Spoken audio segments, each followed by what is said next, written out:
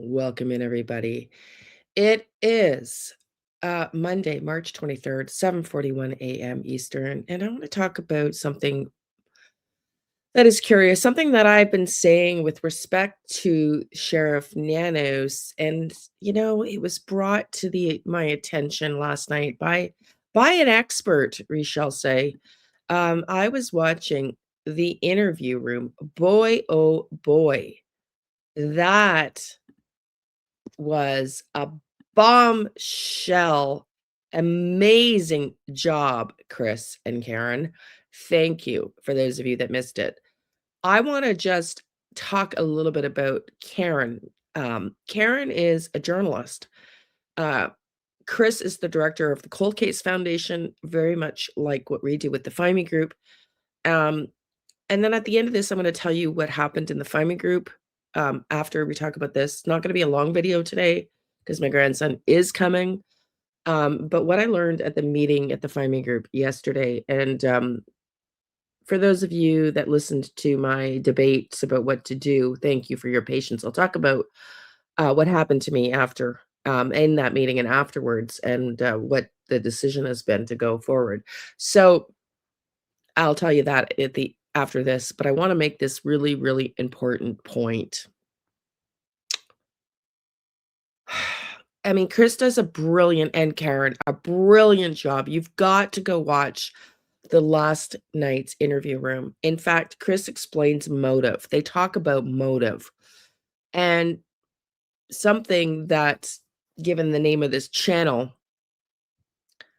I will clip part of on another video, but because it's brilliant.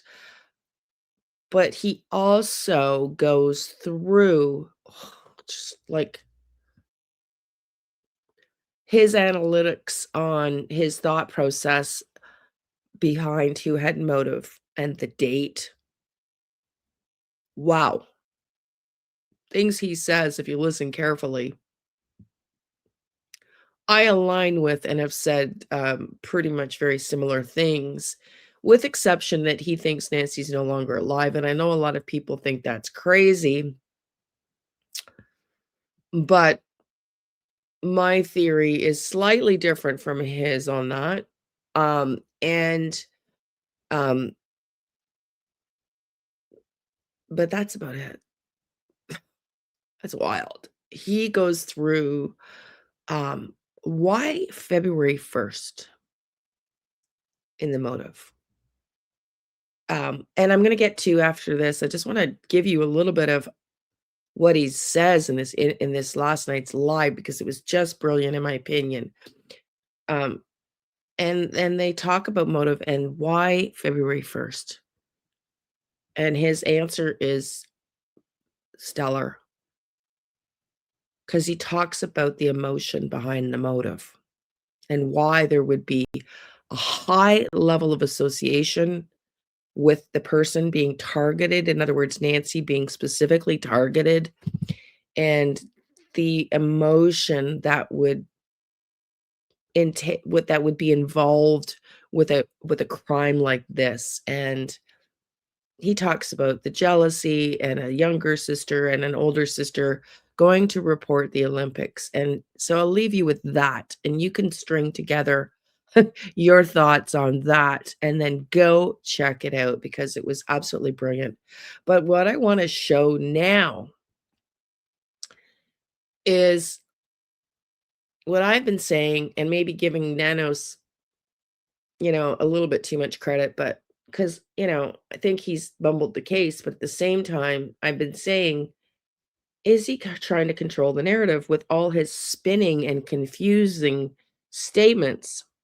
And then Karen, who has a background in journalism, who's won awards and used to also be the spokesperson that he should be using in his statements.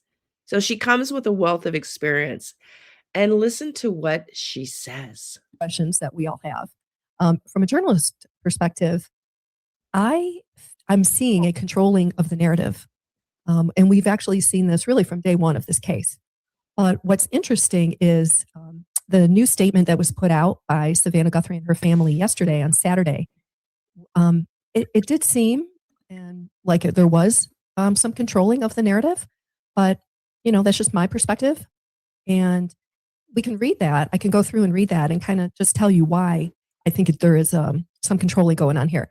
So, as you guys know, last night or Saturday, Savannah and her family released a statement, but they didn't put it on Instagram like Savannah had her previous Instagram posts regarding her and her family and what they're going through on this case.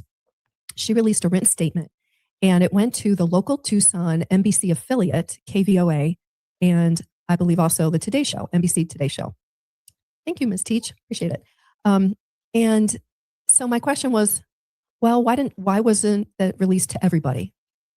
So just a question. Let me just read it in case you're not familiar with it.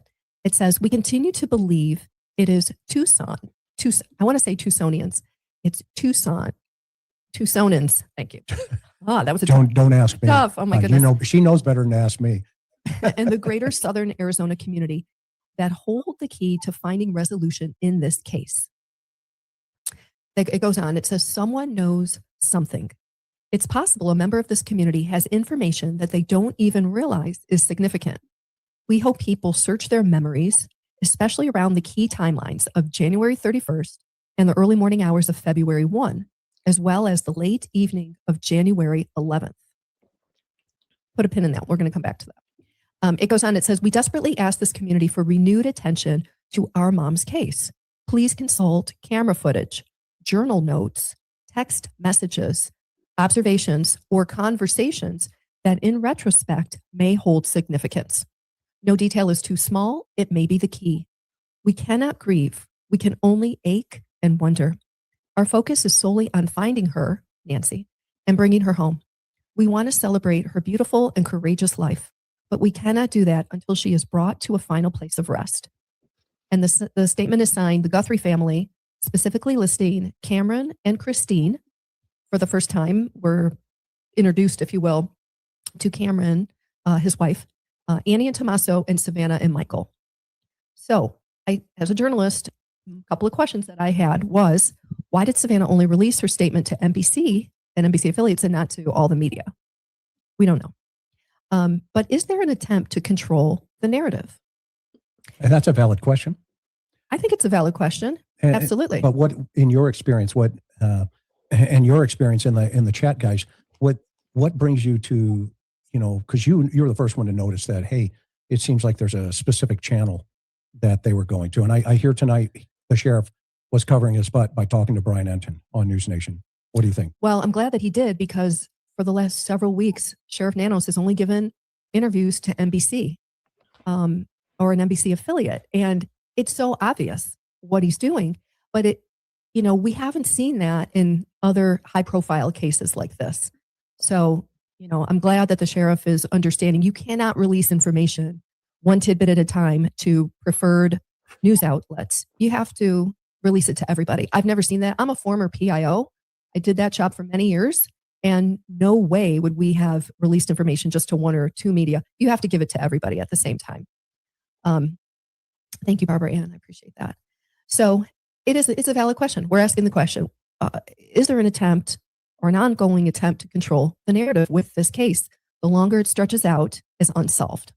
We're not saying it's a cold case. Obviously, it's being actively worked. Someone saying that Brian Enton played the radio interview. Okay. Again, Sheriff Nanos has been doing this for weeks, only giving interviews to NBC, and it really begs the question of why. Something else. This is just kind of an anecdotal thing, but I was watching a podcast, and Kathy Lee Gifford was on.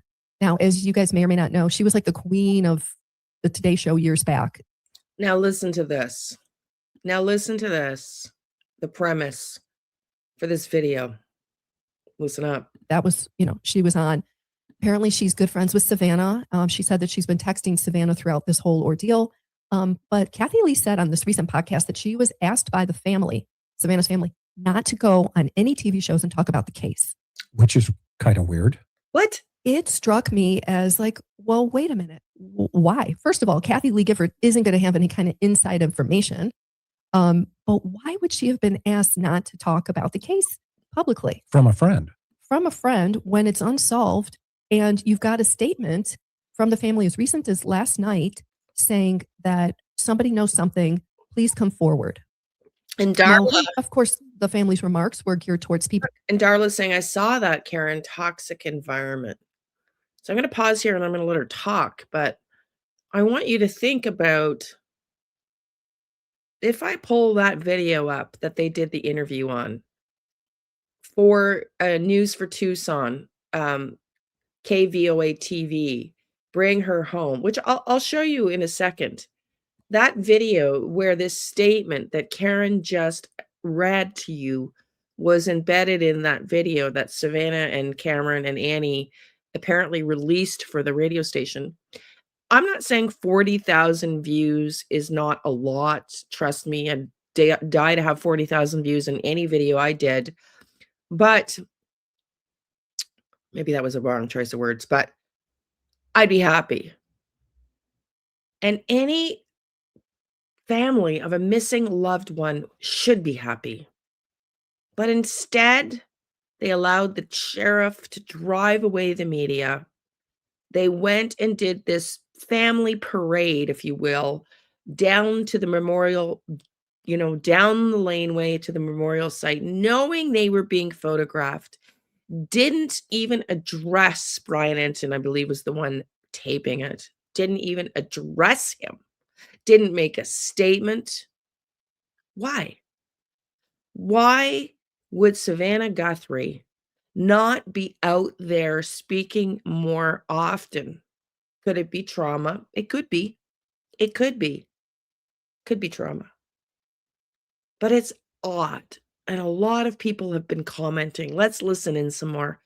It is odd behavior because we all know, those of us that are true crimers, the more eyeballs on a case, the more likely the leads come in and help you solve the case. And the last thing any family member of a missing loved one should ever want is the media to be told to go away. Ever. Ever. And Nanos is only doing the interviews, as Karen said, for Savannah's local station's affiliate or NBC, her employer. Why? Why is the narrative being controlled? And I don't think it's Nanos pulling the strings here. I think he's shown, and I've said this before, preferred treatment. Why? You have to really, really ask why. Now let's listen some more. In Tucson, but you never know where a hot tip or a lead is going to come from. So, yeah, no, wait, put that other comment back on if you can. Yeah, great woman. I've been wondering all along why Savannah's celebrity friends weren't coming out to offer help and search. That is a great point. We've been wondering the same thing, and that leads me to my next group of questions here. Here's my question. Is it fair to ask why the family has not searched for Nancy? Yeah, and let's talk about that for a moment. Guys and gals, I mean, look at let's just start with Francis, whose son was in Jackson, Tennessee. That mom, remember that young man disappeared from a Denny's restaurant. And his mom searched for him every single day almost. For 2 years. For over 2 years. And that came to a heartbreaking end when his vehicle was found submerged in a lake of some sort, small lake. Yeah, it was a small pond. And that's where he was found. Yeah, and ultimately. Karen and I had met, Frances. We were out there in Jackson, Tennessee. We worked with her and we told her focus on the car. And lo and behold, they found the car. It was submerged and her boy was inside that vehicle. And then we shift over to Barry Morphew and Andy. Suzanne Morphew, her siblings searched for her for months. Months. Her husband didn't, but she did, her family members did. Yep. I mean, we can also look at like Maya Maletti. Maya Maletti's Richard sister. And Mary Chris are still searching. Mary Chris is Maya's sister. And that sweet, amazing family has been searching. And we actually went out on one of the searches or a couple of the searches with them. She's been searching for years, literally. to find Maya. Sebastian, Seth's dad. Yeah, great point. Yep, that's another example. Still searching there. And go ahead, Mom. So my question is, did Sheriff Nanos tell the family, don't search for Nancy? It's just a question. It's been on my mind. I've wondered it. What is the reason? Why do we not know? Why do we not know why the family hasn't led a search effort of any sort? And of course, the obvious question is, why did the sheriff's department stop searching after the first 24 hours? Yeah, that's a really good point. And then turn down opportunities by trained searchers to come in, civilians, and help assist. So that leads us to our program tonight. We're going to talk about, and that's Buddy in the background. He's running around the house while Karen and I are here. Buddy has the run of the place studio. when I'm on with Chris. So if you never know with that Jack Russell Terrier. Don't know what he's going to bring inside. He may bring a stick. He may bring a rat. So it's an incredibly interesting point. And again, let me show you to prove a point. And it's not to be mean. Like I said, I would love nothing more than 40,000 views. But there's the video, bring her home, 46,000 views.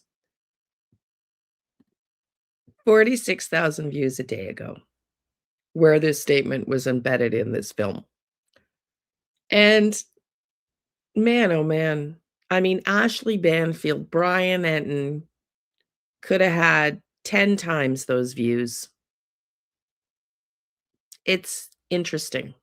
It's just a very interesting observation. Now I want to move into those of you that are interested. I want to say thank you to everybody that supported my video yesterday before going into the Find Me group. I get all the positive statements, and I really, really, really want to express the gratitude for those of you that say, don't leave, we love you, you're talented. Thank you. I want to just say thank you. And for those that made some nasty comments, I'm going to learn to turn you off, because yesterday at the Find Me group meeting, went into the meeting and learned a few things. One, I learned Kelly never hears back from police officials. So whether or not, and I learned this, I'm the only one in the entire Find Me group who submitted a report on Nancy Guthrie to the FBI through the Find Me group. So that was interesting. And at least from the people that were present yesterday in the meeting. And from what it sounds like from Kelly, because he was still asking people, hey, if you want to submit, go ahead and submit. It's not an assignment, but mine's already gone. And I sent it also myself, and I have a screen record. So, but I asked him to call Kelly. So anyways, all that to say, I learned I was the only one. I learned, because I asked Kelly if he'd heard back regarding my report, that he never hears back. And the only way we would ever learn as a group is if there was a media, post saying, hey, we found this person at this location, and we tie the two together. We'd have to piece it together ourselves. So we're never really given acknowledgement or credit to solving a case directly. But somehow there's been some cases where we have been given exact links and direct correlations to our report solving a case. And so our records for solving cases still remain 38%, whereas law enforcement on average, I think he said, we're like much, much lower averages on solving cold cases. Anyways, I go to the meeting. I discover that, and Kelly's looking for help, support, because we have a bunch of people trying to get into the group. We don't have any more room at the moment for volunteers, and he's warned us all to tell people, if you want to volunteer, you got to detail criteria, GPS. Like it's a several page report. It's not, hey, I see sundials and whatever, and I'm sunflowers and a barn here and a car here, and no, they need specifics. But there's not really a lot of room for newbies, for volunteers right now, but we do have a backlog of a massive amount of cases. So setting that aside, I had offered to support him in an administrative role because I decided, hey, I'm not going to leave the group because we do great things. But what I do here on the channel had not really, I hadn't processed it yet. And while I want to say thank you to all the comments, and I understand, hey, it from an outside perspective, everybody gets criticized, let it go, Liane. It's not about, um, you know,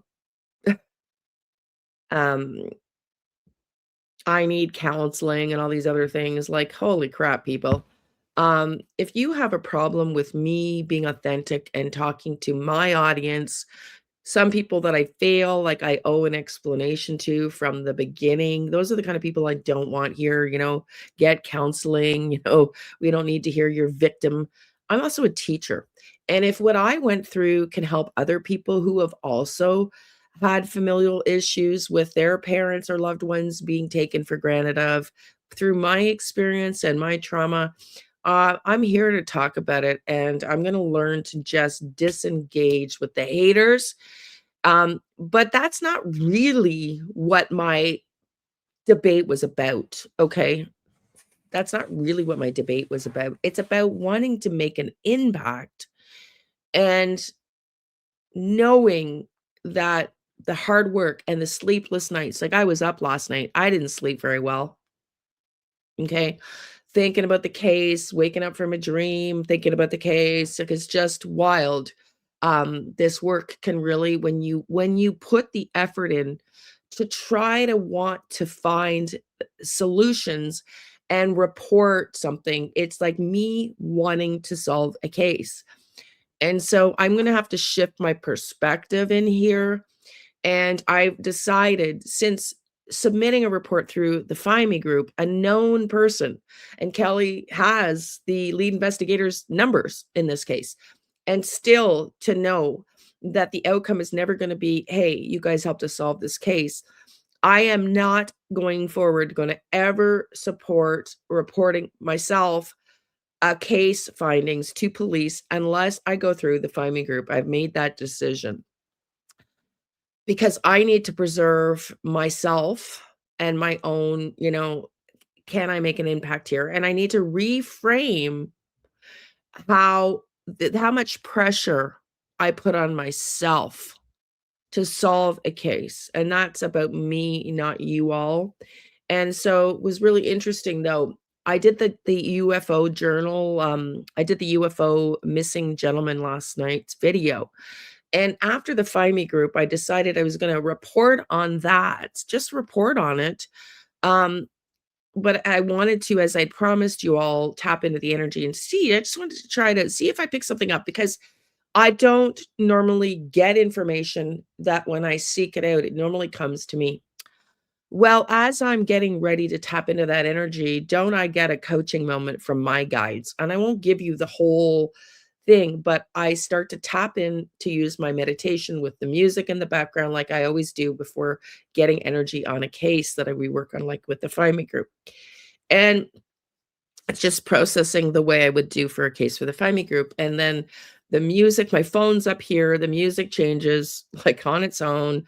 And I get these visions of, a business plan, and I get instructions to go draw it out, which I do. And then I go back to go to meditate and on the general, and then I get shown, this fool card, and basically, coaching myself in this moment. My guide's coaching me like, what is our biggest fear is normally because we need to grow as humans. We need to grow as humans. And normally when I would coach people, there's fears for people.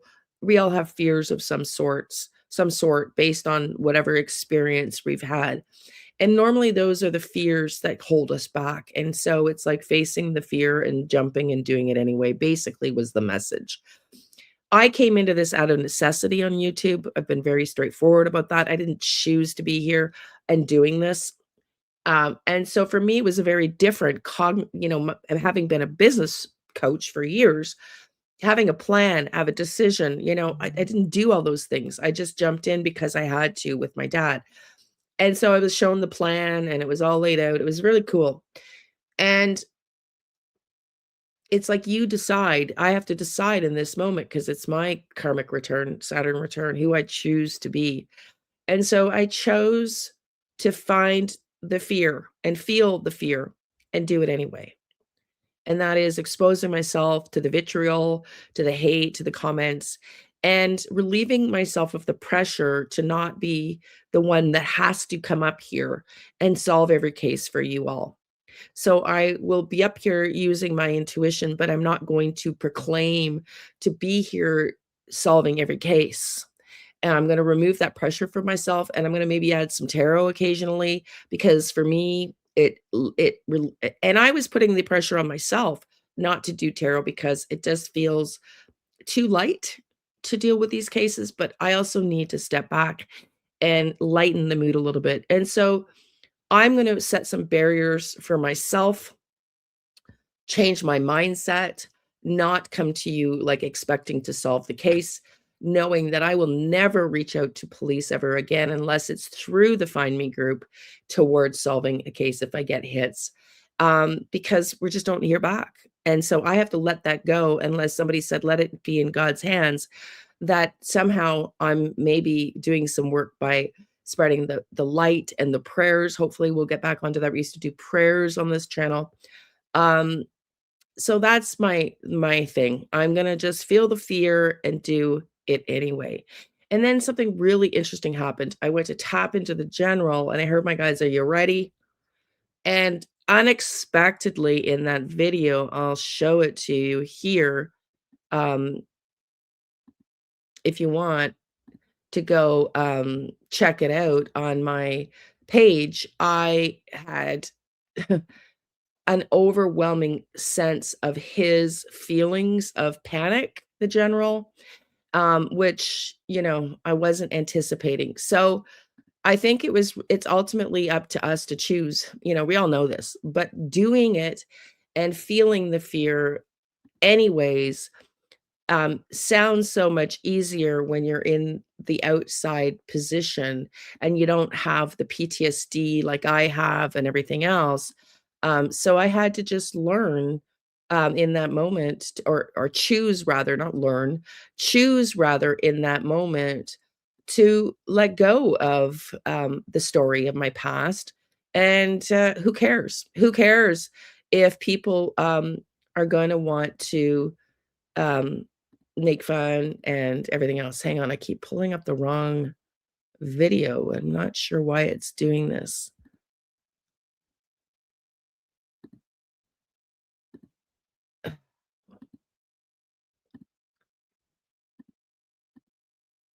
Okay, there we go. Perfect, finally. Okay, so nobody really watched the missing general, retired general. So here I did it. If you want, you can see it here. If you want to go check that one out. As I'm recording that, I can feel his panic coming in. So my guys were there to support me. I made my decision. I did that, and lo and behold, don't I can, as I'm talking about it, I can feel I'm tapping into his energy. So I've made the decision. I'm moving forward in intuition. And all of you that don't like it, if I need to take a mental break, I'm just going to not read the comments for a while. So everybody that's been here supporting me from the beginning, I so appreciate you. I love you. I wouldn't be here if it weren't for you, because you guys have been supporting me on this crazy journey. But like I said, I was thrown into this out of necessity with my dad. I hadn't chosen to be here yet.